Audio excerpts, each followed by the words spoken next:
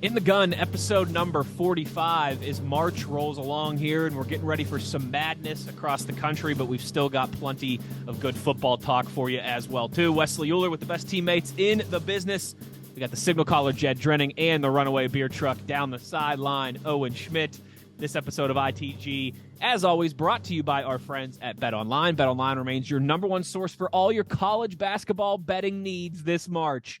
Get analysis of every play, point, and prop at BetOnline. You'll find the latest odds, bracket contests, team matchups, and game trends at BetOnline.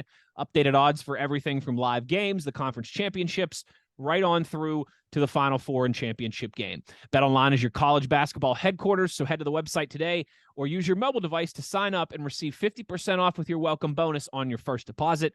Make sure to use the promo code Bleav when you sign up to receive your bonus. That's BLEAV at betonline.ag, where the game starts.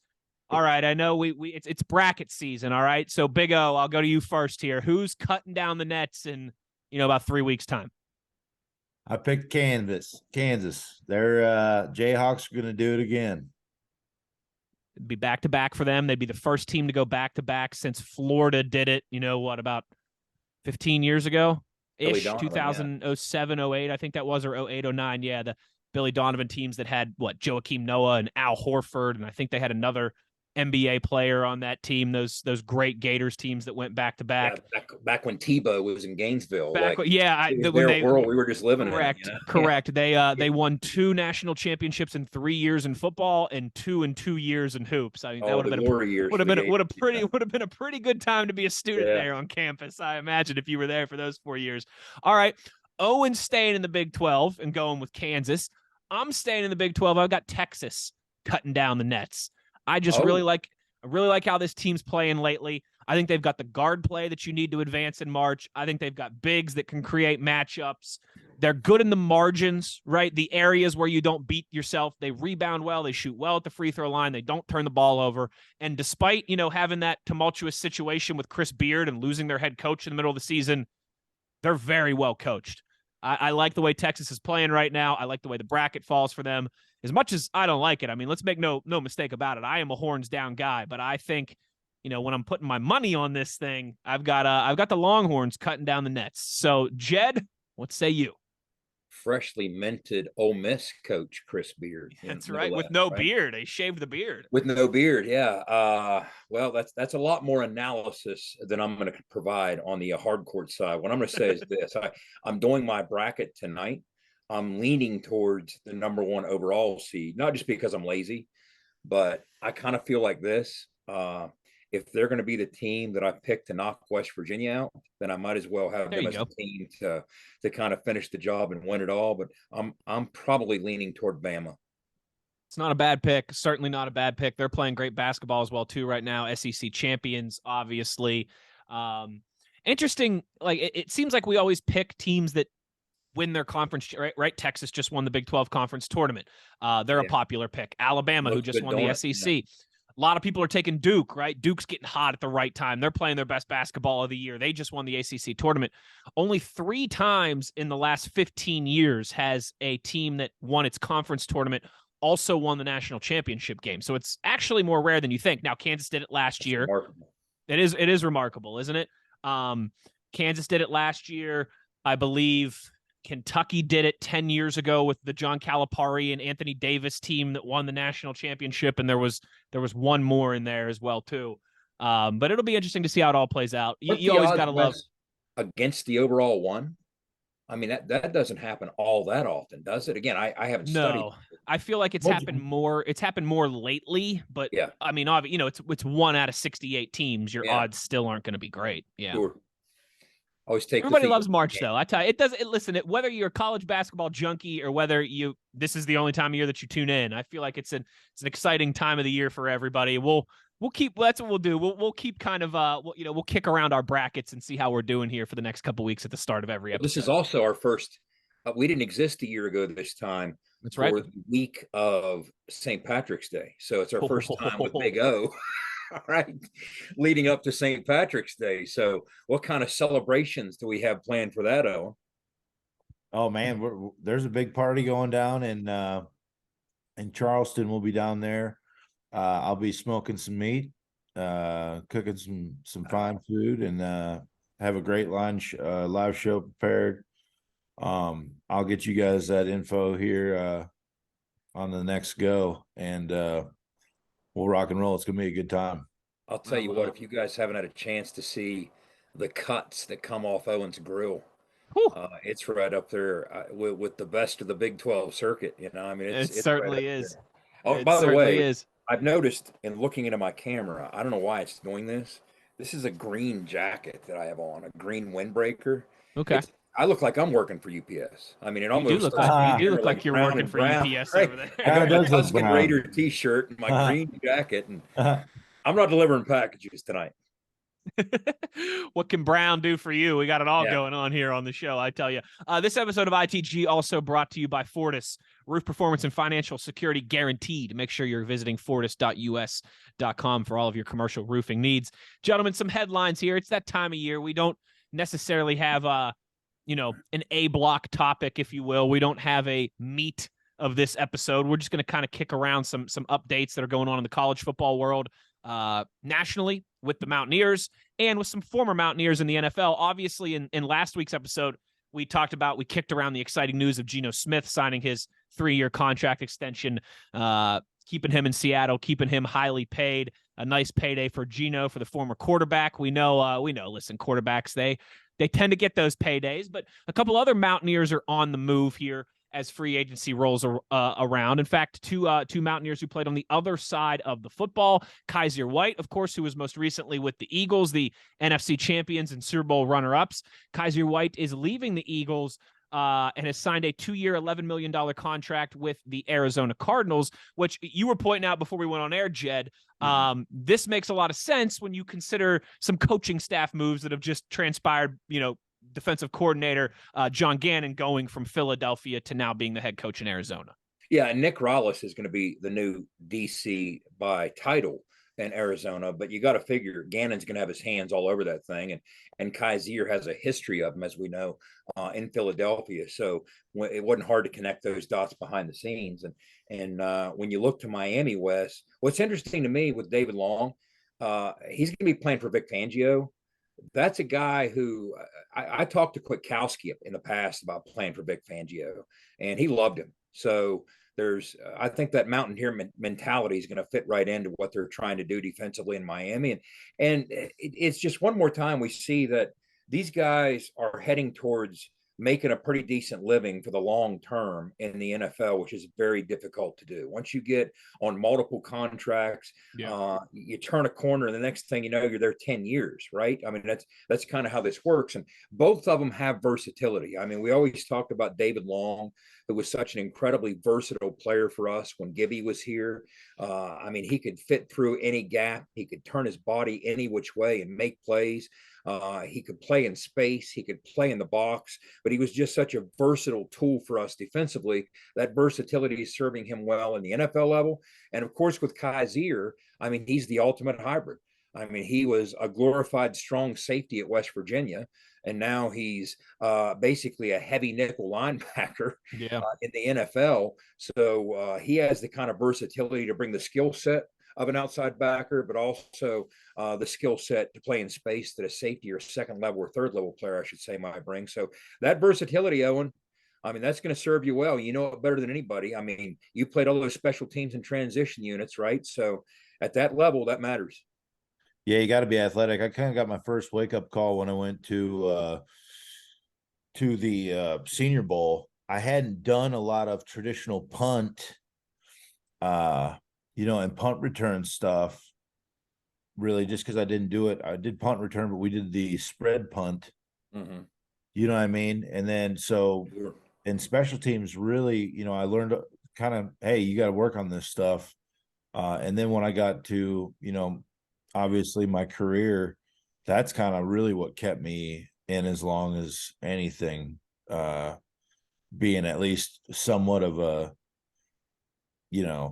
recognizable player on a special teams position, because that's how that's how you can have a little bit of longevity as a man of my sorts, as a fullback traveler, as they would say, through the league. But you got to play special teams. I mean, it's extremely important. Oh, and it's almost like if It's a you nice way to parse make a this living. out. Yeah, you Absolutely. can. I mean, you can, honestly, and that's all hustle effort. Some of these special teams guys now are making $3-4 million a year. Yeah, Yeah, I absolutely. mean, It's a critical. you Look how many make, snaps a game it is. Mm-hmm. I mean, yeah, that adds up. It contributes. But Owen, so few yeah, people, we all know the numbers, so few people go from high school to major college. And then the Mhm. number diminishes even further from major college to the NFL. And Yeah, then the number diminishes even further from the NFL to those who stick around long enough to get a yeah, pension, right? yeah. So, I mean, you made that next cut. And now there's that really select group. And we talk about David Long, we talk about Kaiser White.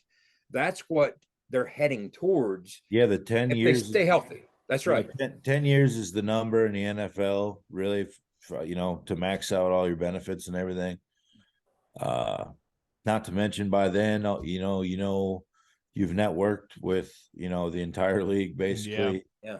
And if you want to stay in that business operation, that, they'll get you in. Absolutely. That So they will. good for them. Yeah, absolutely. So identical deals, if you will, for Kaiser White and David Long. 2 years, $11 million. Kaiser White to Arizona. David Long down to South Beach, down to Miami. I tell you what, if you would have told me before the free agency period started that David Long and Kaiser White were going to sign the same contract, I'd have been shocked. And I obviously mean this is no disrespect to Kaiser White. I think he's a fantastic football player. 2 years, $11 million. I would have loved for the Steelers to sign him for that money. I think that's a fair value for him. I think that's a great deal. I think it's fair money for him. I think it's a fair deal for the team as well, too. Mm-hmm. David Long, I mean, when I first saw that 2 years, $11 million, I thought, oh, well, they've got to mean $11 million per, right? Like I was thinking that's got to be 2 years, $22 million, $11 million per. Listen, I know there's some concerns about some injury stuff with him, but his impact is undeniable. He's got the tangible splash that you want from that position in terms of PBUs and forced fumbles and tackles for loss. He's got the ability to play run. He's got the ability to play sideline to sideline in coverage. I saw a shocking stat. I have family that lives in Nashville. And so obviously they go to Titans games. They follow the Titans and everything. And they sent me this stat from like a Titans reporter who tweeted this out today. During David Long's time in Tennessee, when he plays, the Titans are 20-7. When he doesn't play, the Titans are 3-10 during his time in Tennessee. I mean, again, you can nitpick stats sometimes, right? That are going to cherry pick stats to fit your narrative. I combine cherry pick and nitpick there. You can cherry pick or nitpick stats to find your narrative. But to me, he is an impactful guy on defense. And I know that position kind of like running back, right? There's the upper crust of the Bobby Wagner type guys who have huge deals, huge contracts, right? And then everybody else, kind of like there is for running backs, right? You're either making Derrick Henry money or you're kind of towards the bottom of the barrel. I'm just surprised by that because obviously I wear blue and gold glasses, but everything you guys were just talking about. I mean, Kaiser White's a really good football player. David Long is a great football player. And hey, hopefully he'll find the right formula there in Miami. He's still a young guy. He's still only 26 years old, so he could still cash in well before he's 30 again. But I'm just surprised. If you would have told me that those two got the same exact contract, that I would not have believed you because I thought David Long was in for a heavier payday. Oh, and we looked at those projections 3-4 weeks ago here on the podcast, and we'd mentioned that some people were suggesting like wide receiver like money for David Long. Now, again, the only knock on David Long coming out, he's not the biggest guy. He's kind of a compact football player, especially at that position, but he's obviously overcome that. Production should carry the day. And as you just touched on, Wes, during his time in Nashville, he was production in spades. I mean, that guy was just making plays every time you turn around. But as you also touched on, your most important ability is your availability. And he did miss quite a few football games. So, Owen, that might be the thing that kind of held him back a little bit more than the market might suggest. Yeah, you got to play. And that's no knock to anybody who gets injuries, you know what I mean? But it's just so competitive. It's really not for long. That's what they always joke about the NFL, and it's really what have you done for me lately? So you always, worried about producing. He played so hard, obviously. That you'll sustain injuries. I mean, when you're an absolute animal on the field flying around, you're gonna sustain some injuries. Yeah. You know what I mean? It's just you're a mini wrecking ball out there having a blast. Absolutely. But so I mean, and as far as like I was saying, you gotta there's be an absolute stud, you know what I mean, have the availability to be that, at that position. Your team sees that in you, you know what I mean? It's football is extremely tough sport, and he's still doing it, you know what I mean? Unfortunately, the league's always you got to prove the next step, you know what I mean? Sure. Hopefully he can stay healthy for the stint and really ball out, and that might be there might be a renegotiation maybe next year if he plays well this year. Who knows? You know what I mean? Yeah, I mean, sure. there's some truth to that. Still only 26 years old. He's got that opportunity. Yeah. Hey, Wes, let me close with this. I'll give you my real quick memory. If you throw either of those names at me. I got quick memories for each of those two names. Okay. Let's start with that. I think you might know what my Kaiser White memory is. I mean, his kill shot at DKR on Shane Bouchel at the edge. Owen, do you remember that, Owen? I mean, he just absolutely, it's illegal in 38 states what he did to Shane Bouchel coming off the edge there. I think he knocked him out of Austin and knocked him to SMU. But shades of Carl Joseph. Oh, that was just and that was a tough game all the way to the end. I remember how that crazy finish. I'm standing out on the field with Dane and Gibby, and they're looking at a play. Is there time left? Is there not? It was just such a crazy finish, but that play stands out in his career, a great Mountaineer career. And then with David Long, he was the author of one of the craziest things I've ever seen. One of the greatest the greatest defensive performance you ever see in a game in which you give up 50 points. We lost to Oklahoma State 50-39 in a game in which we blocked the punt. We had a pick six. We had 7 TFLs. David Long had 7 TFLs himself. Oh, when he got off, yeah. I mean, I'm telling you, he was at times just unblockable. That game. Yeah. Well, it's always something when we play the Oklahoma teams, Oklahoma State and Oklahoma. It's always something like Tavon Austin had 778 yards, but you still lost by a point. Well, David Long had a defensive performance for the ages, and you still lost by double digits and gave up 50. Yeah, he had the defensive version of Tavon's 572 yards. Yeah. But all the best to Kaiser White and David Long as some Mountaineers are on the move. And hopefully for them it works out well in their new destinations. They have a lot of success and continue to carry the flag for the program. We have somebody else who's going to be carrying the flag or could be carrying the flag for the program. Tyler Kane is his name. He's a linebacker from Navy who has hit the transfer portal and decided to join the Mountaineers. And this one, I guess, just intriguing, Jed, because it's a reminder, right, that portal season is upon us once again. And as well, too, you don't see the service academy guys on the move in this regard as much. It's intriguing. A linebacker from Navy now coming to Morgantown, be able to see what Tyler will be able to offer in the fall. And a Beaver Falls kid, right? Yep. So Western Pennsylvania. Not that far from, Western Pennsylvania. 70 minutes away from Morgantown, So, I mean, I always look at it like this. He's a preferred walk-on, right? The Naval Academy didn't fit him. He wanted to get a little closer to home. He had some other opportunities. So we threw a PWO his way, and he accepted it. So as a preferred walk-on, my intent always goes up because that can go so many different directions, right? I mean, you can be a walk-on at West Virginia and end up like Jed Drenning and transfer and leave and wash out, right? And go the D2 route.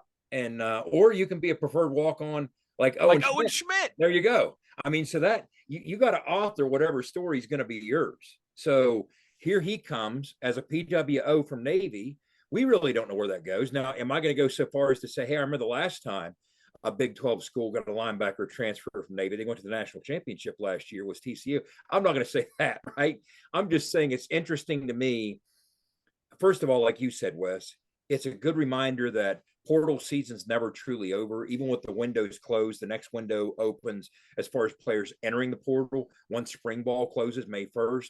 But preferred walk-on, scholarship kid, really doesn't matter. All these stories are interesting. Now let's see if he lands on campus, what kind of story is he going to write? Is he going to write the Jed Drenning story and leave and go somewhere else and try and do something? Or is he going to be the next Owen Schmitt? You never know. But the portal never closes. So it's a good reminder that every 2-3 weeks you're on the podcast, even this time of year outside those windows, we probably should be, providing some sort of reminder. Hey, keep your eyes and ears open. There's still names in the portal. I mean, we just made some more recent offers to other kids. So this is going to be an ongoing developing story in terms of who comes and goes in the portal.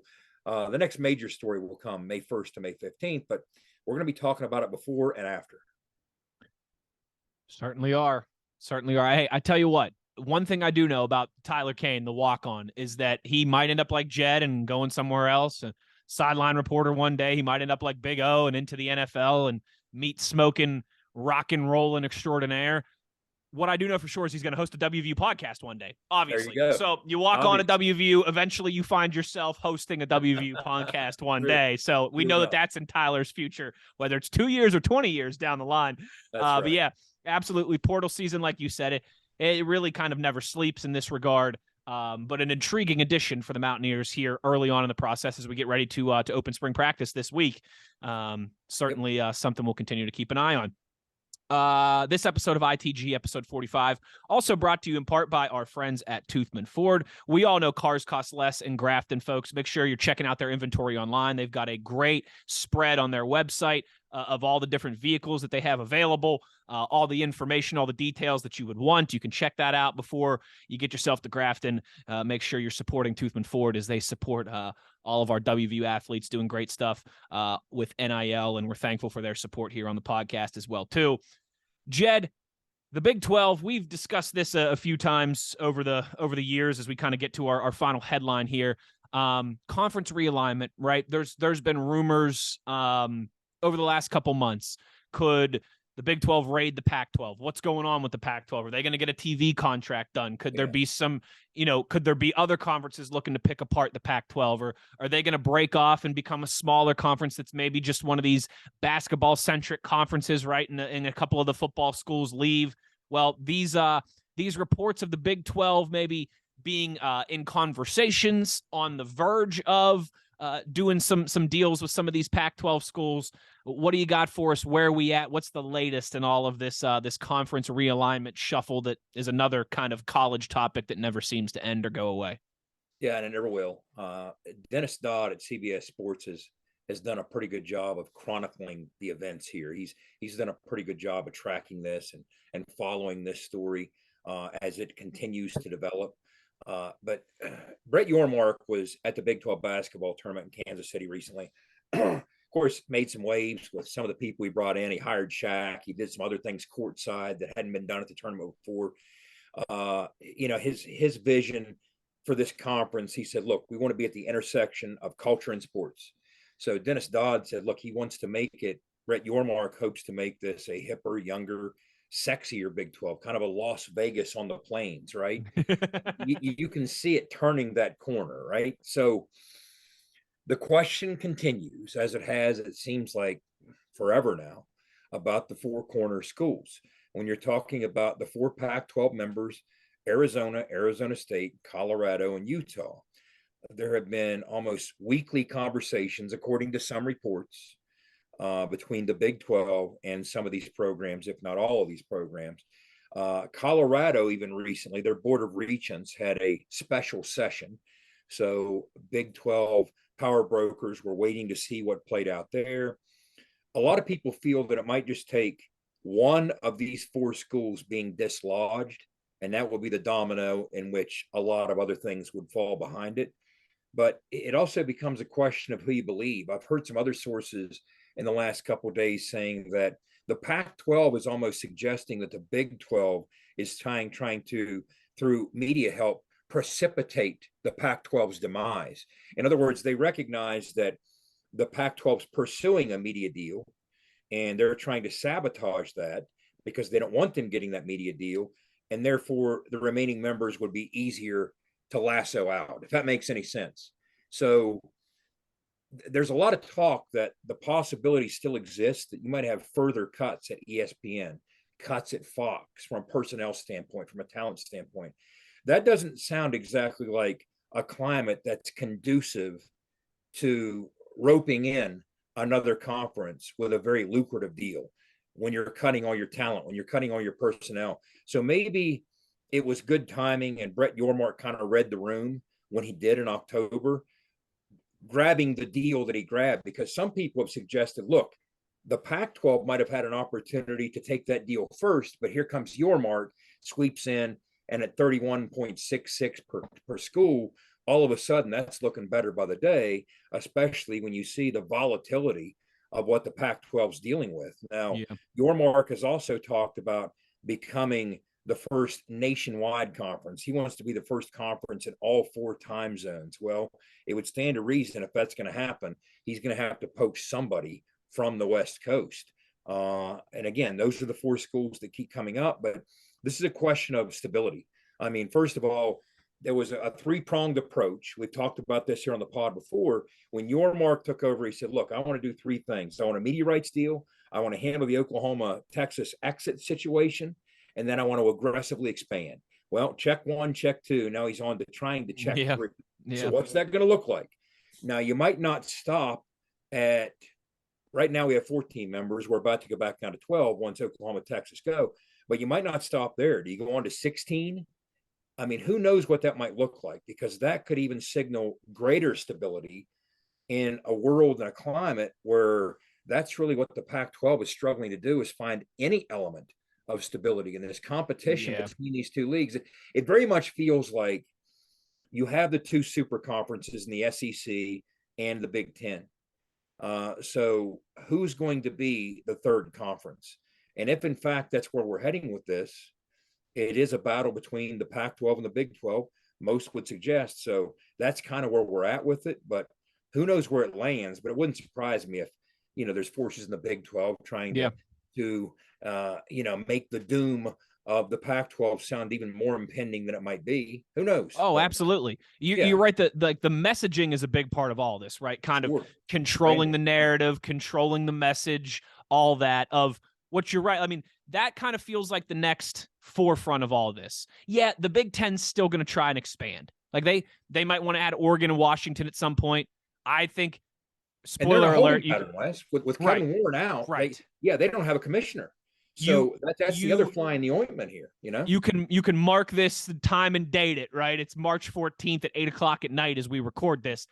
I think the Big Ten eventually is going to try and nab UNC and Virginia, right?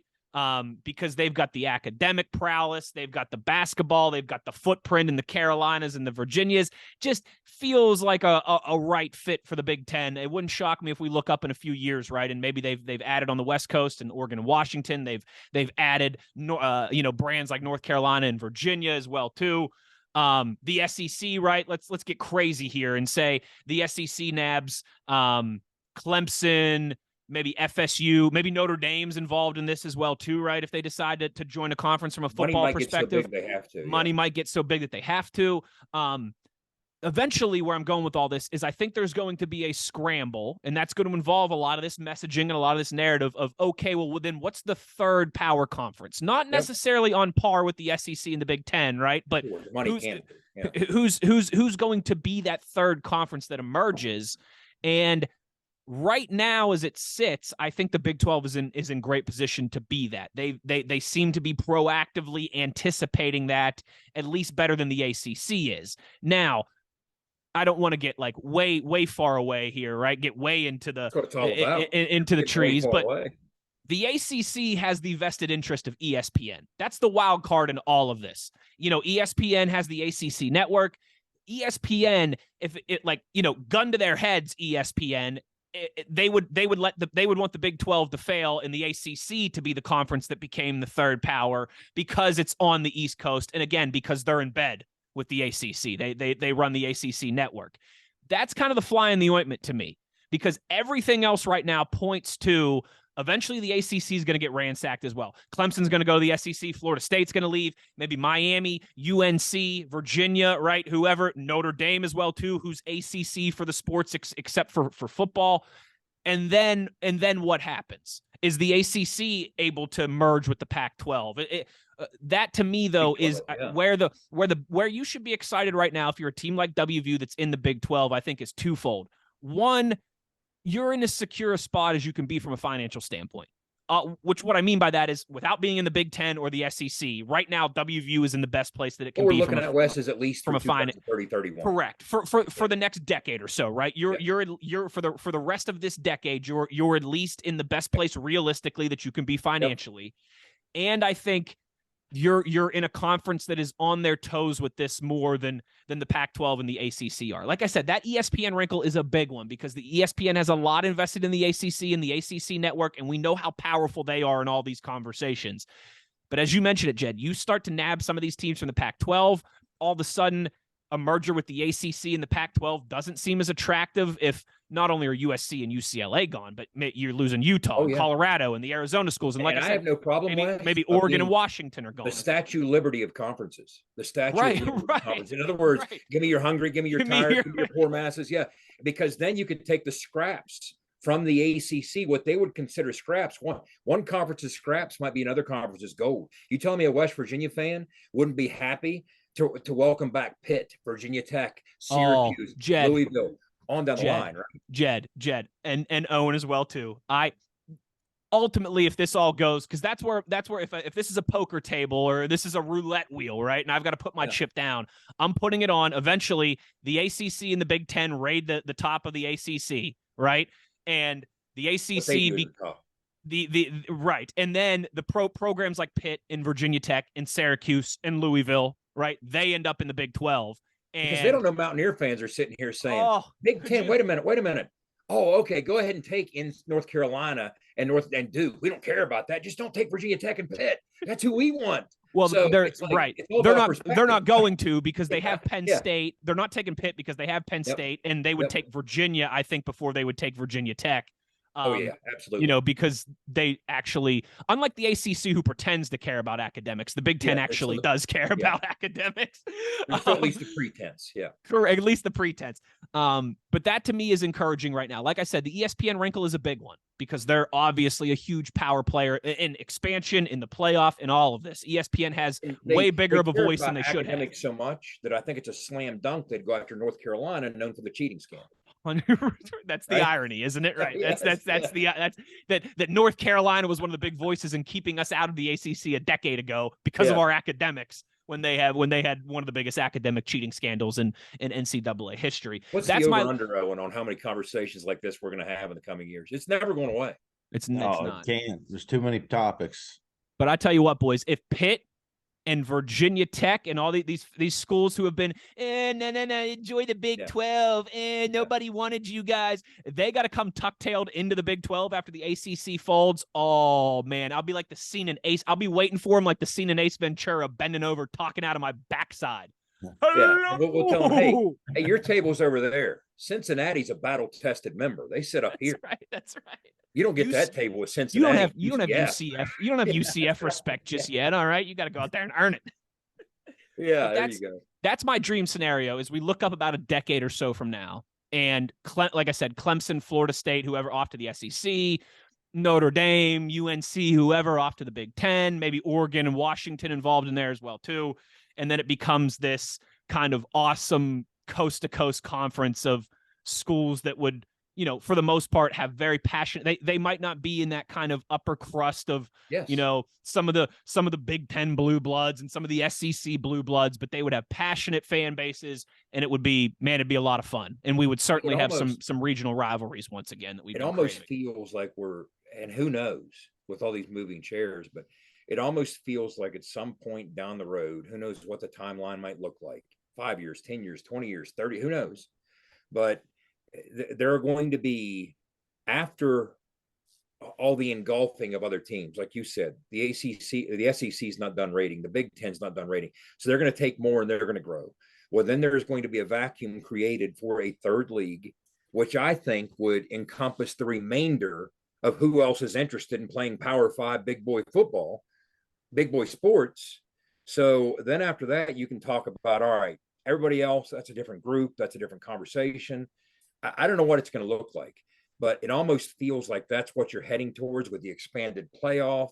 Again, who knows timelines, but so long as you have, and we've talked about this before, as long as you have access, I think you can overcome a lot of things Yeah. if you're granted access, even if you are a tertiary conference as compared to the two power conferences that the SEC and the Big Ten figure to be. As long as you are granted some form of access to the tournament, I think you can find a way. You can take that path and make something of it. But if you don't have that access, and that's what the expanded playoff could change, but so much change on the horizon.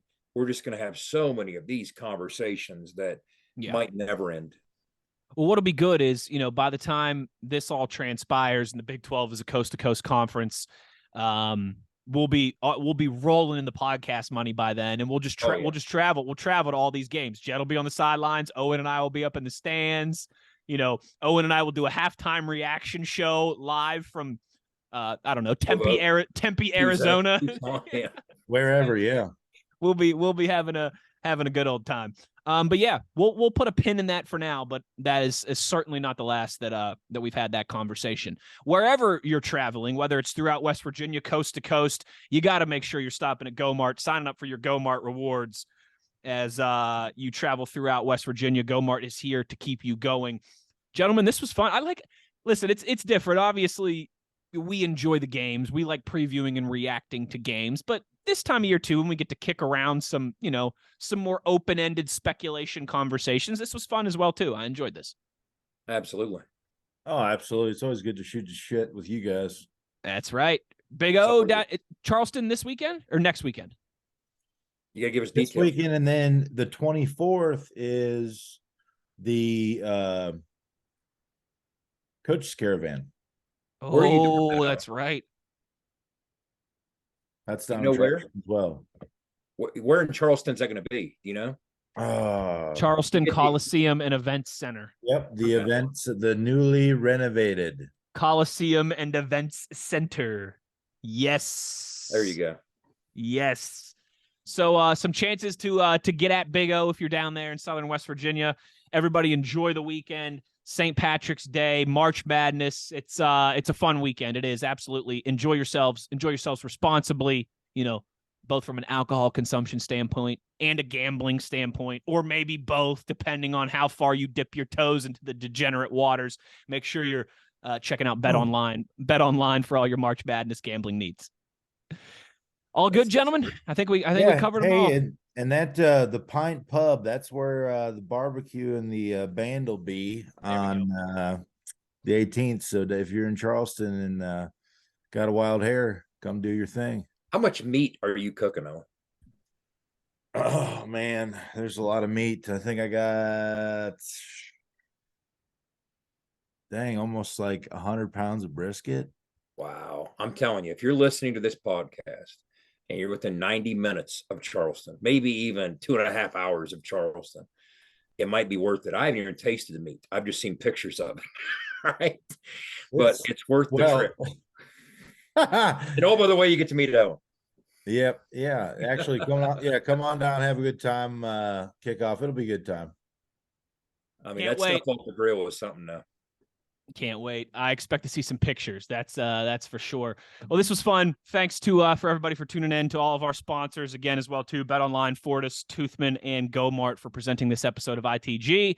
Be an ear and tell an ear about your new favorite WVU football podcast. That is all we ask of you. Make sure you're checking out our YouTube shorts as well too. In the Gun podcast on YouTube. Remember, when we hit 1,000 subscribers there on YouTube, we're going to do a fun giveaway for you as well too. So make sure you're subscribing as we roll along into the off season. Spring ball getting rolling. We'll have plenty to discuss here as we go along. For Jed Drenning and Owen Schmitt, I'm Wesley Uhler.